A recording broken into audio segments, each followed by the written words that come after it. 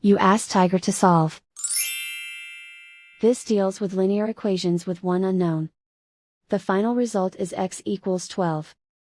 Let's solve it step by step. Group all x terms on the left side of the equation. Subtract 10 over 2 from both sides. Group the coefficients. Find the lowest common denominator. Multiply the denominators. Multiply the numerators.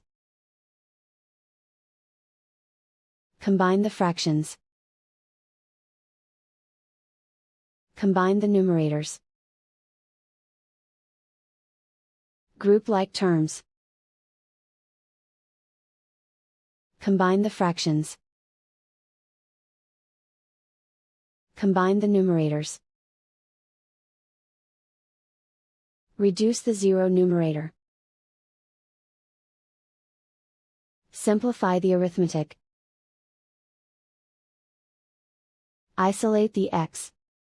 Multiply both sides by inverse fraction 6 over -1.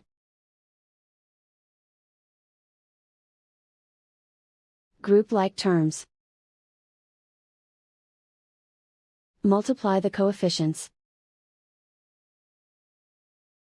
Simplify the arithmetic.